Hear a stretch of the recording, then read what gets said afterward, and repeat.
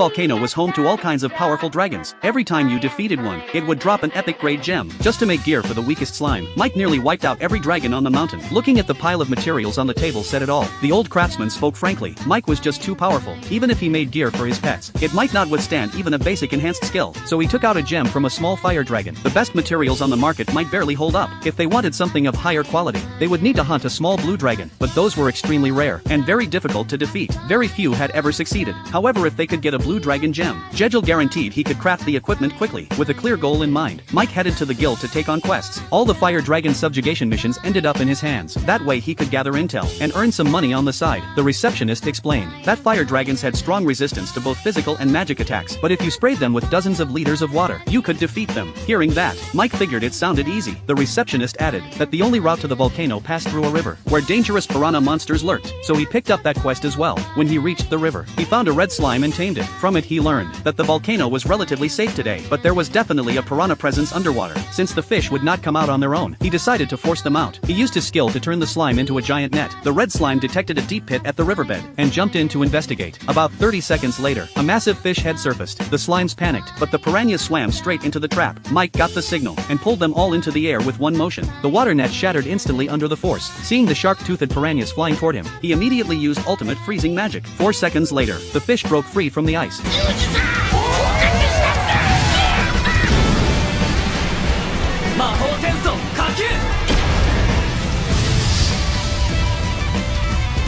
Originally he could have taken them back as sashimi, but now they turned into grilled fish instead, feeding his pets well. As they moved deeper into the mountains, Mike finally found a group of small fire dragons. The slimes were too intimidated by their natural hierarchy to move, but Mike casually walked up to one and fired off a water dragon spell, killing it instantly. To his surprise, the fire dragons were actually very weak. Using just a bit of water earned him a gem, which was incredibly efficient. Seeing how weak they were, the slimes regained their confidence. In no time over a dozen nearby dragons were wiped out. Then came a report they had found a small blue dragon. When Mike arrived, its size alone marked it as an elite. Since Jegel had warned how strong it was, Mike played it safe. He sent 10 slimes to surround it and tried to drown it with water, but nothing worked. The blue dragon seemed highly resistant to water. The slimes quickly remembered their fear of dragons. Mike immediately used freezing magic, trying to lower its temperature. When even that was broken, he ordered 10 slimes to line up and stacked 10 times the ultimate freezing magic. In an instant, the blue dragon was sealed inside a massive iceberg. In the end, it froze to death completely. Mike finally obtained a legendary grey gem. They spent the entire day farming materials. A total of 220 fire dragons were defeated. By nightfall, Mike placed 2 blue dragon gems in front of Jegel. That would be enough to make a full set of gear for the wolf. Then he poured out all the fire dragon gems, blinding everyone with their shine. Jegel got fired up and worked through the night to craft 2 pieces of equipment. They brought the pets to a testing field to check the gear's performance. Now even without Mike's buffs, the wolf could move at incredible speed. A slime's normal